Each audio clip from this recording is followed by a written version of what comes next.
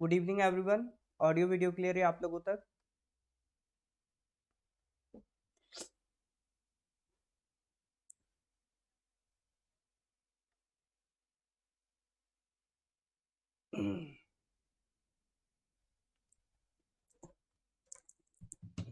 हाँ जी, तो last class में अक्टूबर मंथ का करंट अफेयर्स हमने कंप्लीट कर लिया था।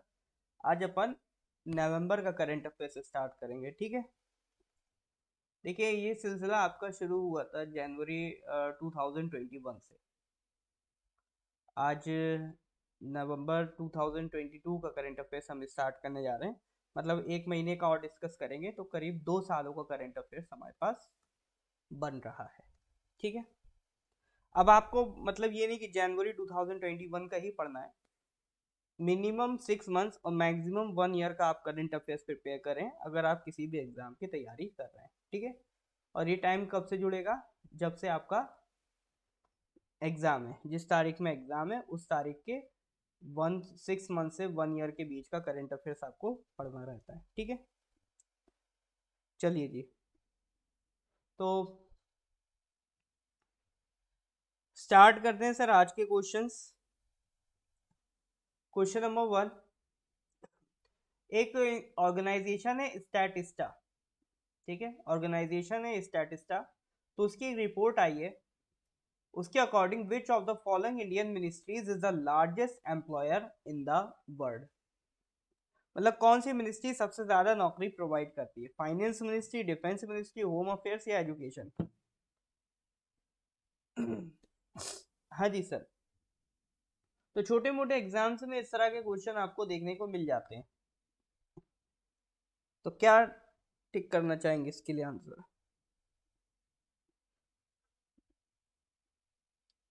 थोड़ा भी अगर आप कॉमन सेंस लगाओगे तो आंसर मिल जाएगा आपको।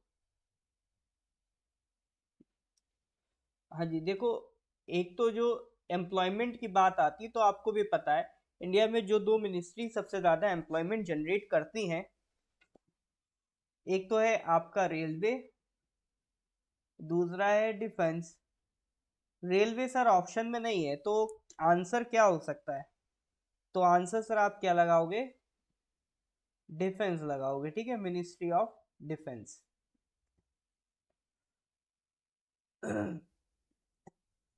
तो एम्प्लॉयर के हिसाब से देखो तो 2.99 मिलियन, जो स्टैटिस्टा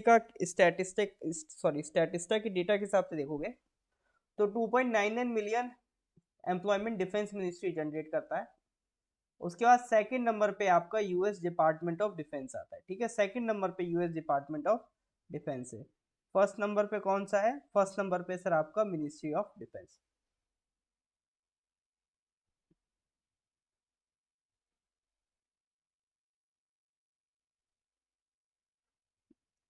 नेक्स्ट क्वेश्चन पे आते हैं, question number 2। Recently, the first edition of the Joint Maritime Exercise India Mozambique Tanzania Trilateral Exercise, India Mozambique Tanzania IMT Trilateral Exercise, which was held at which of the following places? इसका answer क्या देंगे sir?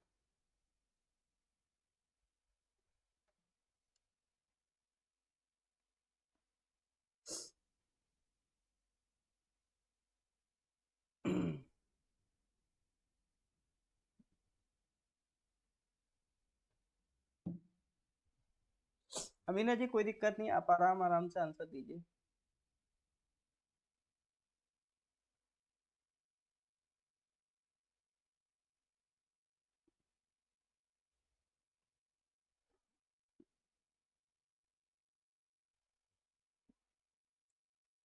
हाँ जी, correct answer is, ये exercise आपके कहाँ पर हुई? तंजानिया में हुई, दार एस सलाम, ठीक है। तो इंडिया, मोजाम्बिक और तंजानिया। तंजानिया कहाँ की कंट्री है? अफ्रीका की कंट्री है। अफ्रीका का जो हाईएस्ट पीक है ना, किलिमंजारो, वो आपको तंजानिया में ही मिलेगा, ठीक है। तो India, Mozambique, Tanzania, Mozambique Tanzania आपकी अफ्रीकन कंट्रीज हैं, ठीक है। चलिए नेक्स्ट आते हैं, question number 3। Psyche mission recently seen in news will be launch by which of the following space agencies in October 2023। तो नेक्स्ट ईयर एक मिशन लॉन्च होने वाला, साइक मिशन। ठीक है, क्या नाम है इसका, साइक मिशन। तो वो कौन लॉन्च कर रहा है, ISRO, European space agency, NASA या फिर रॉसकॉस्मोस?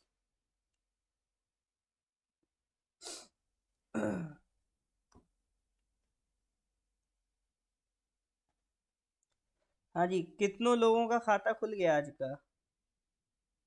खुला है किसी का खाता?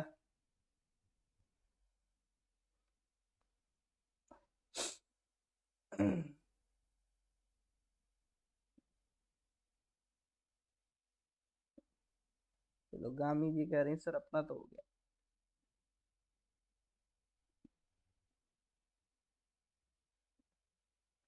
चल सर जी, कोई नहीं, अभी मेरे क्वेश्चन है ना।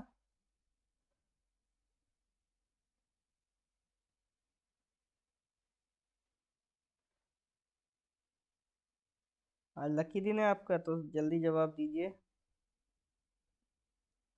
साइक मिशन कौन सी एजेंसी का है? सर ये नासा का है, ठीक है। साइक मिशन मिशन कौन सी एजेंसी का है? नासा का है। देखो, साइक एक एस्टेरॉइड का नाम है, ठीक है, जो मार्स और जुपिटर के बीच में जो छोटे छोटे पत्थर हैं उसमें से एक पत्थर का नाम है साइक। तो उस एस्टेरॉइड साइक पर, उसका नाम है एस्टेरॉइड 16 साइक, उस पर हम कुछ रिसर्च करना चाह रहे हैं, ठीक है। तो 1853 में हमने इसको डिस्कवर किया था। तो हमारा टारगेट क्या है, to study this asteroid completely and confirm the assumptions being made by the scientist, ठीक है।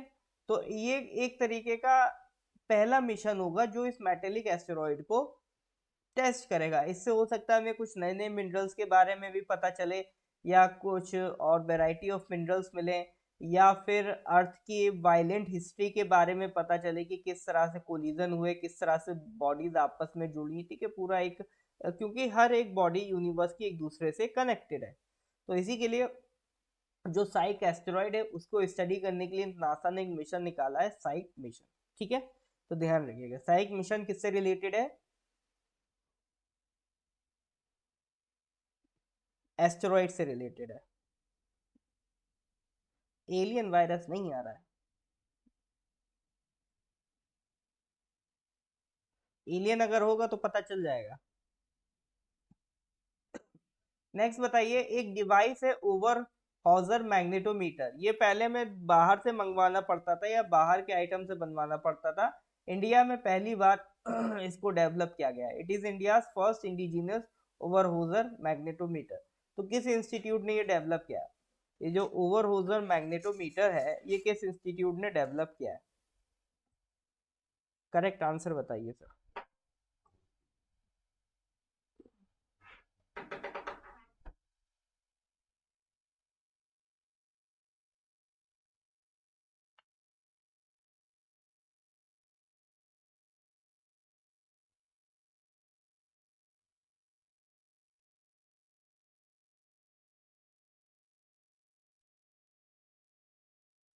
क्या लगाएंगे, TIFR लग रहा है आप लोगों को? ऐसा नहीं लग रहा सर, जियो मैग्नेटिक बात है तो जियो मैग्नेटिक इंस्टीट्यूट ने क्या हुआ? Correct answer is D, Indian institute of geo magnetism, Mumbai. देखो ये होता क्या है, ओवर हॉजर मैग्नेटोमीटर होता क्या है, तो ये मैग्नेटिक फील्ड को स्टडी करता है, use to measure the strength and direction of the magnetic field, ठीक है। तो मैग्नेटिक फील्ड को मेजर करने के काम आता है आपका ये ओवर हॉजर मैग्नेटोमीटर। तो इंडिया में पहली बार इंडिजीनियसली इसे डेवलप किया गया है। तो इसका नाम है Indian institute of geo magnetism, ठीक है। Correct answer is D. बहुत बढ़िया, चल सा जी। क्वेश्चन नंबर 5 पे आ जाइए। अभी रिसेंटली जो यूजीसी है, यूजीसी क्या है, इंडिया में जितनी भी यूनिवर्सिटीज हैं उनको कौन कंट्रोल करता है? यूजीसी कंट्रोल करता है, ठीक है। जितनी भी हायर एजुकेशन इंस्टीट्यूशंस है उनको इंस्ट्रक्शन दिया है यूजीसी ने टू सेलिब्रेट भारतीय भाषा दिवस। लेकिन किस दिन को वो सेलिब्रेट करने को बोला है वो पूछ रहा है वो, ठीक है। तो UGC has instructed all higher education institutions to observe भारतीय भाषा दिवस on which of the following days every year? 11 दिसंबर, 11 नवंबर, 11 जनवरी, 11 फरवरी, बताइए सर।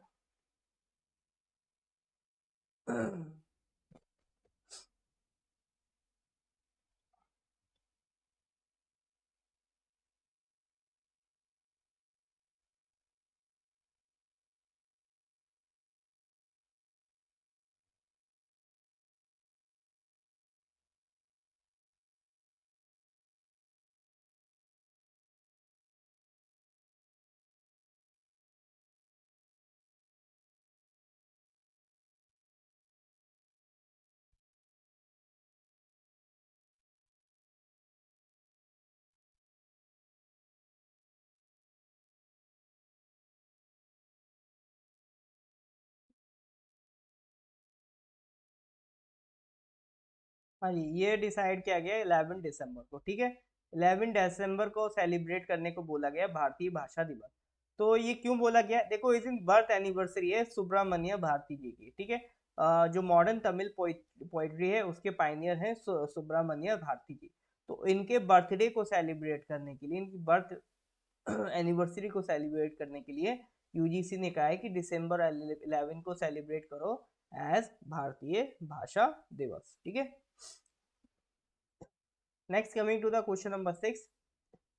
तो recently Mawmluh cave has been listed as UNESCO one of the first 100 IUGS. IUGS क्या, international union of geological sciences, geological sites, ठीक है। तो जैसे यूनेस्को की एक कैटेगरी होती है हेरिटेज साइट्स, इसी तरह से यूनेस्को की एक कैटेगरी है आईयूजीएस, जियोलॉजिकल साइट का टैग लेना, ठीक है। तो ये एक नया टैग स्टार्ट कर रहा है यूनेस्को। तो उसमें अभी हाल ही फिलहाल में मोमलू केव्स को भी ऐड करा गया है, ठीक है। तो वो पूछना चाह रहा है मोमलू केव्स के बारे में कि ये किस स्टेट में है, मणिपुर में है, मिजोरम में है, मेघालय में, अरुणाचल है। ये सब नॉर्थ ईस्ट का क्वेश्चन है, ये गलत आपसे नहीं होना चाहिए, बताइए। तो मोमलू केव्स आपको कहाँ मिलेंगे, किस स्टेट में मिलेंगे? उनको अभी फर्स्ट 100 जियोलॉजिकल साइट्स में,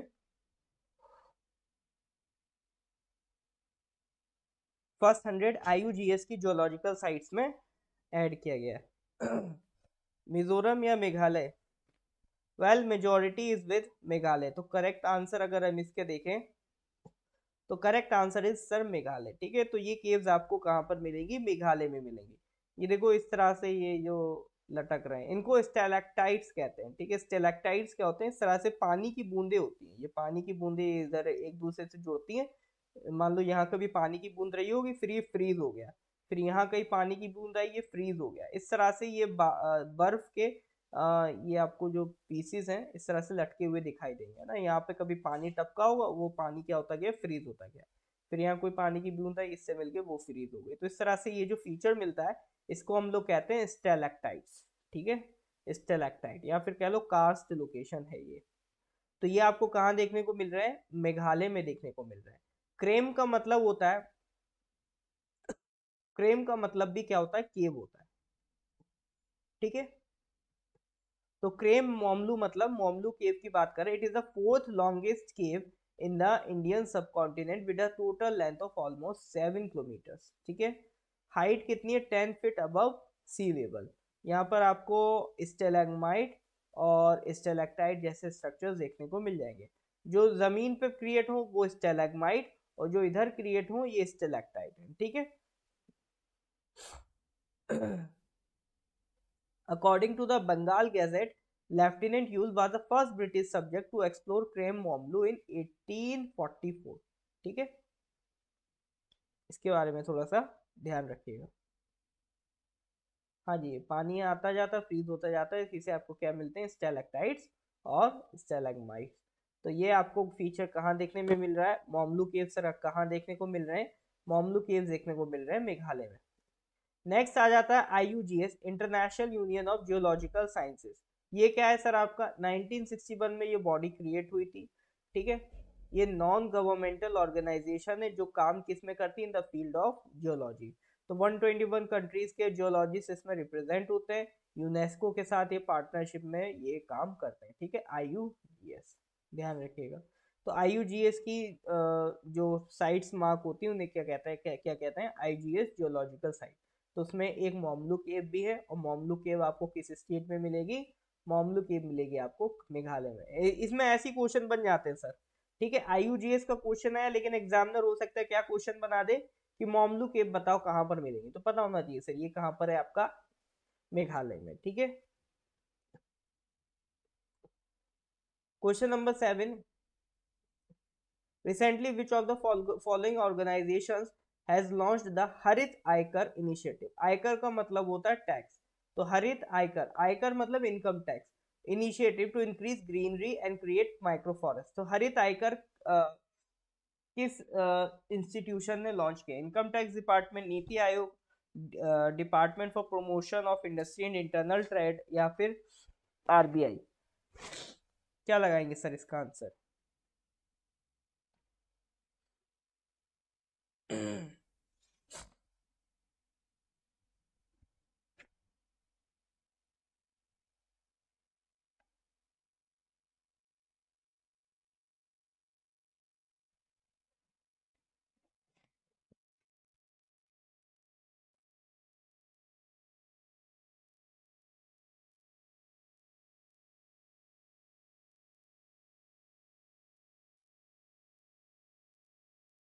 भैया आयकर, ये टैक्स की बात हो रही है, ठीक है।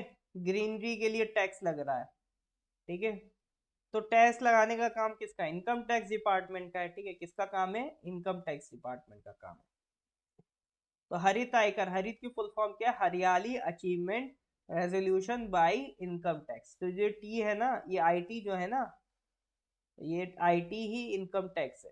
तो ये किसने लॉन्च किया? इनकम टैक्स डिपार्टमेंट ने लॉन्च किया। इससे जो पैसा जनरेट करेंगे वो इन कंट्री का ग्रीन कवर बढ़ाने में मदद देगा, ठीक है। इस तरह से ये आपका एक इनिशिएटिव है। Well, coming to the next question, question number 8।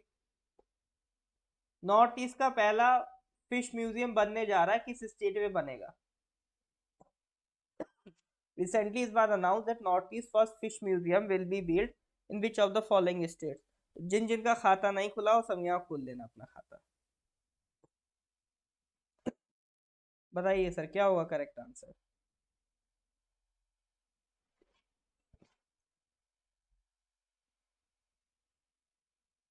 अरे सर जल्दी बताइए।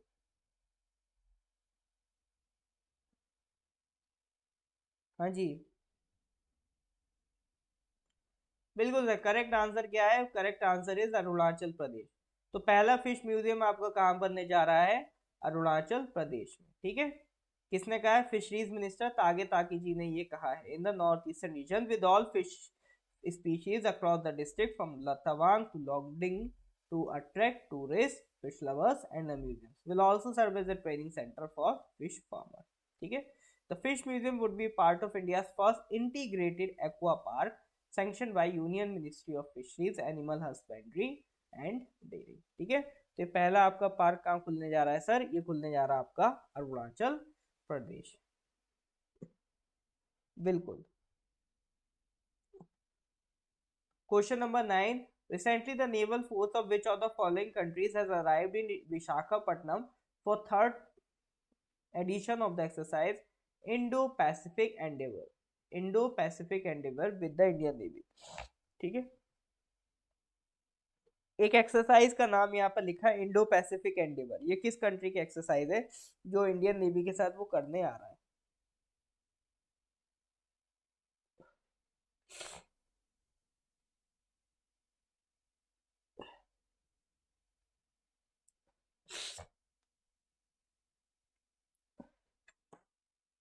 बताइए सर जल्दी, करेक्ट आंसर क्या होगा?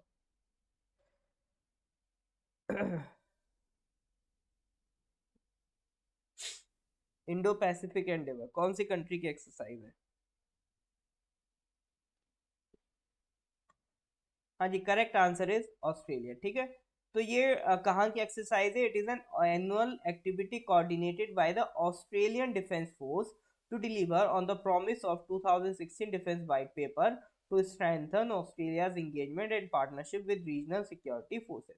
तो ऑस्ट्रेलिया के आसपास में जितनी भी रीजनल सिक्योरिटी फोर्सेस है उसके साथ मजबूत टाइज करने के लिए, इंडो पैसिफिक रीजन को प्रोटेक्ट करने के लिए, सिक्योर करने के लिए ऑस्ट्रेलिया ये एक्सरसाइज करता है, इंडियो पैसिफिक एंडेवर। इसमें कनेक्शन ध्यान रखना है, इंडियो पैसिफिक एंडेवर पर सवाल आए तो वो किससे रिलेटेड है सर? वो रिलेटेड है आपका ऑस्ट्रेलिया पे। देखो एग्जैक्ट बात आपको इतना ध्यान नहीं भी रखनी है, मेन चीज पॉइंट पकड़ना है कि इंडो पैसिफिक एंडेवर अगर आ जाए तो सर उसे किससे रिलेट करना है? ऑस्ट्रेलिया से रिलेट करना है। नेक्स्ट आते हैं question number 10। Recently, the Ministry of Education has signed a MOU with Federation Internationally the Football Association। मतलब फीफा के साथ मिनिस्ट्री ऑफ एजुकेशन ने MOU साइन किया है। तो उसमें फीफा है और दूसरा इंडिया लेवल पे जो बॉडी है IIFA, all India football, IFF, all AIFF, all India football federation, ठीक है। तो इन दोनों के साथ मिनिस्ट्री ऑफ एजुकेशन ने एक इनिशिएटिव साइन किया है, MOU साइन किया है। तो उसका नाम क्या है? Football for colleges, football for school, football for India, या फिर सब फुटबॉल फॉर पीस? बताइए।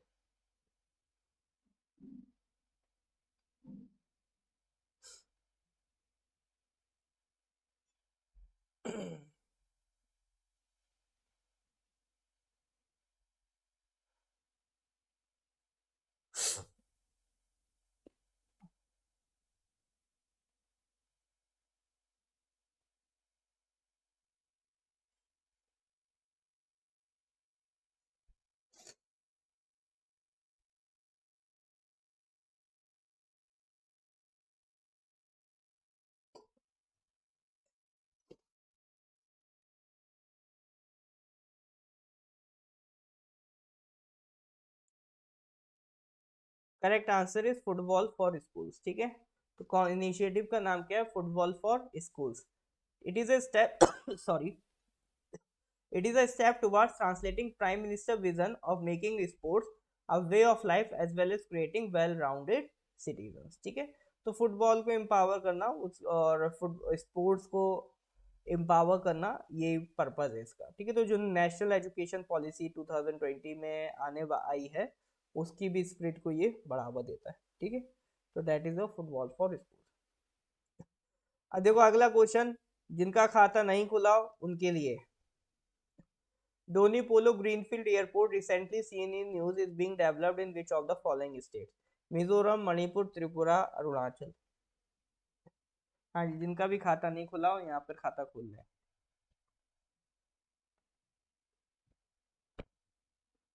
आज जीरो बैलेंस के साथ कोई घर नहीं जाएगा। ऐसा नहीं है, ऐसा है कोई जिसे त्रिपुरा आंसर लिख रहा हो?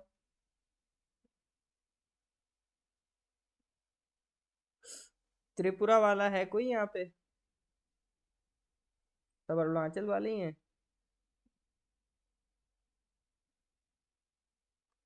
आज सर बहकावे में नहीं आएंगे, आज तो सर पक्का है सर। आज तो सर यही बात हुई, कोई हमसे हमारा नाम पूछ ले। मणिपुर में था बट करेक्ट आंसर है, आज तो सर नहीं बहकेंगे। चलो जी, बिल्कुल सही बात है, करेक्ट आंसर इज अरुणाचल, ठीक है। तो दोनी पोलो ग्रीनफील्ड एयरपोर्ट। अच्छा, ये ग्रीनफील्ड का मतलब क्या होता है? दो वर्ड होते हैं, ग्रीन फील्ड एक ब्राउन फील्ड। अगर कोई बिल्डिंग, जैसे मान लो यहाँ जगह खाली पड़ी है, अब यहाँ पर आप कोई नया प्रोजेक्ट लॉन्च करो तो उसे कहेंगे ग्रीन फील्ड प्रोजेक्ट। लेकिन मान लो यहाँ पर कोई ऑलरेडी कोई बिल्डिंग वगैरह बनी हुई थी, है ना, और कोई इस्टेब्लिशमेंट थी, अब फिर उसको आप नए सिरे से स्टार्ट नहीं कर रहे हो, आप उसी चीज को क्या कर रहे हो? अपग्रेड कर रहे हो, ठीक है। तो वो कहलाता है ब्राउन फील्ड प्रोजेक्ट। तो ये बेसिक डिफरेंस होता है सर, ग्रीन फील्ड और ब्राउन फील्ड। तो बिल्कुल खाली जगह पड़ी थी, वहां पे नया एयरपोर्ट बन रहा है, तो इसीलिए हम इसको क्या कहेंगे? Green field project. ये आपने जरूर सुना होगा ये वर्ड। और ये गेट तो बहुत ही खूबसूरत बनाया है, it's something kind of unique. और मेन चीज ये बैम्बू से बनाया है, ये बड़ी अच्छी बात है ना। चलिए जी, तो कितने लोग देखने जा चुके हैं एयरपोर्ट? गए थे ना घूमने, अच्छी बात है, चलिए। इट्स अ गुड थिंग, अब कनेक्टिविटी अरुणाचल से और बेटर हो जाएगी बाकी लोगों के लिए। चलिए सर, आते हैं फिर नेक्स्ट क्वेश्चन पे, question number 12। Recently, which of the following organization या companies has conducted a successful maiden flight test of phase 2 ballistic missile defense interceptor AD-1 missile, ठीक है। AD-1 मिसाइल के बारे में पूछ रहा है, किसने इसका टेस्ट कंडक्ट किया? डीआरडीओ, एचएएल, गरुदा या बीईएल? AD-1 मिसाइल क्या है? ये मिसाइल इंटरसेप्टर है, ठीक है। मिसाइल इंटरसेप्टर क्या होता है? जैसे आपके ऊपर मान लो एरिया में कोई मिसाइल एंटर कर रही है, तो आपके पास जो मिसाइल इंटरसेप्टर होगा, उसमें से एक मिसाइल निकलेगी और वो इस मिसाइल से टकरा के इसे आसमान के आसमान में ही डिस्ट्रॉय कर देगी, ठीक है। तो ये होता है आपका मिसाइल इंटरसेप्टर। तो इसी तरह से एक मिसाइल इंटरसेप्टर है AD-1 मिसाइल, उसके बारे में पूछ रहा है। हाँ जी ताचिंग जी, बिल्कुल। दिल्ली से सीधा फ्लाइट पकड़ के आ सकते हैं। लेकिन अभी भी जो फ्लाइट लॉन्च हुई है वो डायरेक्ट अरुणाचल के लिए नहीं है, वो बीच में हॉल्ट लेते हैं कोलकाता। अभी मैं इतना श्योर नहीं हूँ वो कोलकाता हॉल्ट ले रहे हैं या फिर कोलकाता से हमें फ्लाइट चेंज करनी पड़ेगी। अभी ऐसा कुछ है, अभी मतलब ऐसा नहीं हुआ है कि डायरेक्ट ईटानगर या होलोंगी की फ्लाइट मिल जाए। अभी हमें बीच में कोलकाता वगैरह पड़ेगा, कोलकाता या गुवाहाटी वो स्टे कराएंगे, फिर वहां से फ्लाइट इधर लेके आ रहे हैं। अभी इस तरह से चल रहा है, उसको थोड़ा सा टाइम लगेगा अभी और डायरेक्ट होने में, बट जल्दी हो जाएगा। पैसेंजर्स बढ़ते आएंगे वो अपने आप कर देंगे। देखो मिसाइल की बात आए, नहीं समझ में आ रहा हो तो डीआरडीओ लगा देना, 99.99% सही होगा आंसर, ठीक है। यहाँ पर भी AD-1 मिसाइल किसने बनाई है? डीआरडीओ ने बनाई है, ठीक है। Question number 13, the third national tribal dance festival, third national tribal dance festival was organize in which of the following cities? बताइए सर। भोपाल, अहमदाबाद, रांची, रायपुर।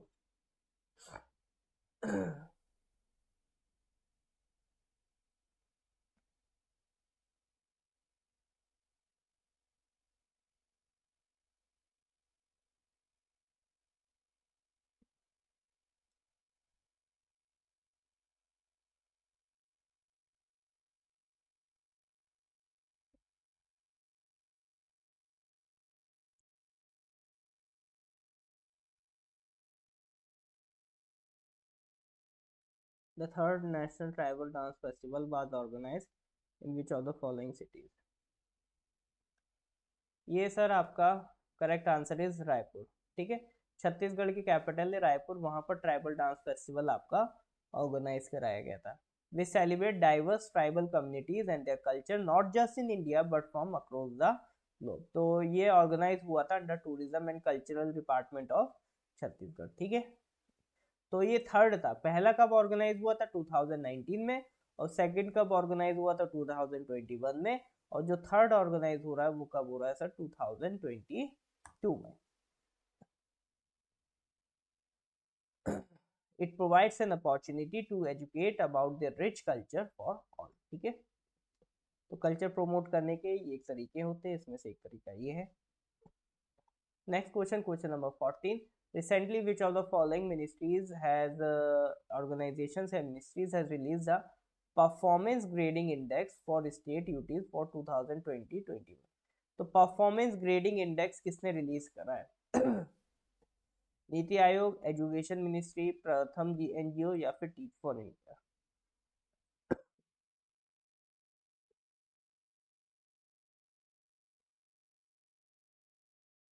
का आंसर बताइए।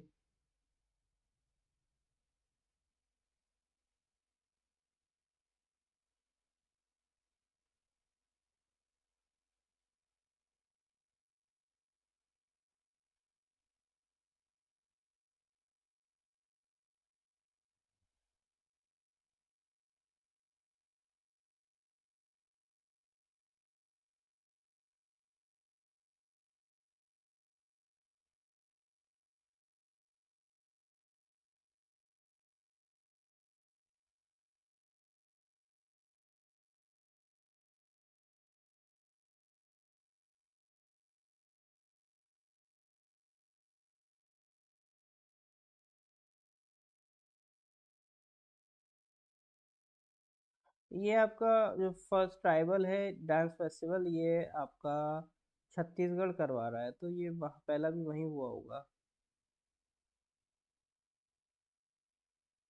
छत्तीसगढ़ में ही हुआ होगा पहला दूसरा भी। हाँ, परफॉर्मेंस ग्रेडिंग इंडेक्स कौन लेके आया सर? ये आपका एजुकेशन मिनिस्ट्री लेके आई है। ठीक है, तो ये चेक क्या कर रहे हैं? स्टेट की क्वालिटी एजुकेशन चेक कर रहे हैं, उसके हिसाब से ग्रेडिंग कर रहे हैं, तो उसी को कह रहे हैं परफॉर्मेंस ग्रेडिंग इंडेक्स। ठीक है, तो अभी इन्होंने 2017, 18, 19 इन 3 साल के लिए परफॉर्मेंस ग्रेडिंग इंडेक्स रिलीज करी है। ठीक है, इससे फायदा क्या होगा? आपके पास एविडेंस है, आपके पास डेटा है कि कौन सा स्टेट कितना बेटर परफॉर्म कर रहा है in the field of education. तो पॉलिसी मेकिंग में आपको उससे क्या होगा? फायदा होगा, उसी के अकॉर्डिंग आप पॉलिसी बनाओगे। ठीक है, तो 10 ग्रेड्स में उन्होंने क्वालिफाई क्या कर रखा है, उसको डिवाइड कर रखा है। तो जो सबसे टॉप की ग्रेड है वो है लेवल 1, मतलब लेवल 1 मतलब आपकी जो परफॉर्मेंस है सबसे टॉप की है। और सबसे लास्ट जो रैंकिंग है, जो ग्रेडिंग है, वो है लेवल 10। ठीक है, जिनका 551 से कम स्कोर है उसको लोएस्ट ग्रेड लेवल 10 दिया जा रहा है। ठीक है, तो बस तो इतना ध्यान रखना, परफॉर्मेंस ग्रेडिंग इंडेक्स स्टेट्स के एजुकेशन वर्क को नापने के लिए है अंडर मिनिस्ट्री ऑफ एजुकेशन। ठीक है, टॉप परफॉर्मर्स कौन निकल के आया? Gujarat is now among the top performers in school education. तो गुजरात है, राजस्थान है, आंध्र प्रदेश है, have join Kerala, Punjab, Chandigarh and Maharashtra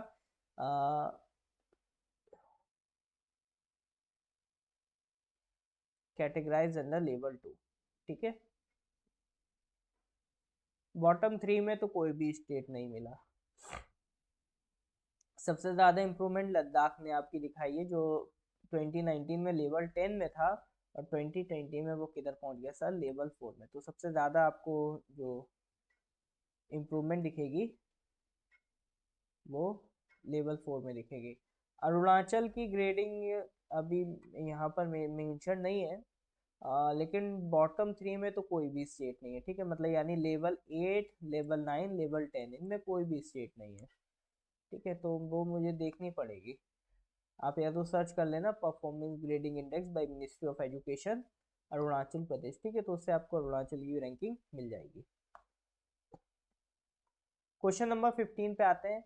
which of the following organization या ministries has released a unified district information system for education plus, UDISE plus, unified district information system for education on school education in India.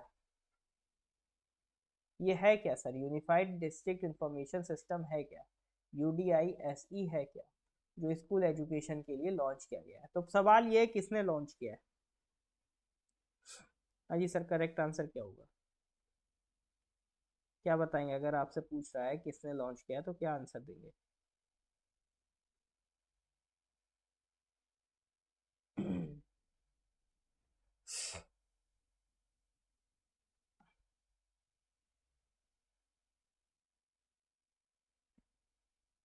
ABBD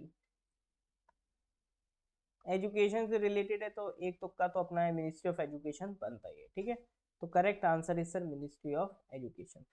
तो उन्होंने क्या release की? UDI plus report.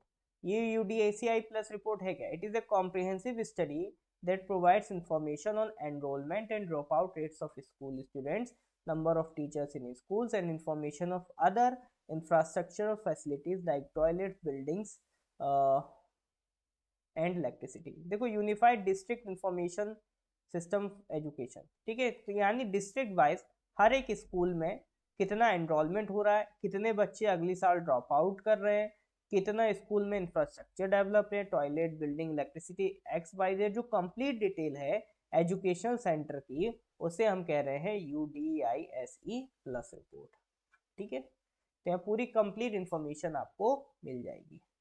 It was launched in 2018 to speed up data entry, reduce error, improve data quality and ease its verification. जब data रहेगा तभी उसके according आप policy बनाओगे, क्योंकि आपको फिर पता रहेगा ना कि किस एरिया में एजुकेशन में हम पिछड़ रहे हैं, कहाँ अच्छा कर रहे हैं, तो जहाँ हम लैग कर रहे हैं वहाँ पर हम ज़्यादा एफर्ट देंगे, ठीक है, तो इसी हिसाब से तो हम कंट्री में इक्वालिटी और प्रोग्रेस ला पाएंगे। तो these kinds of data helps in the policy making, ठीक है सर। तो ये क्वेश्चन नंबर 1 to 15 हमने यहाँ पर डिस्कस कर लिए। इसके आगे के क्वेश्चंस फिर हम लोग नेक्स्ट क्लास में करते हैं, ठीक है जी। तो इसी तरह से क्लास आते रहिए, रिवीजन करते रहिए, फिर मिलते हैं सर नेक्स्ट क्लास में।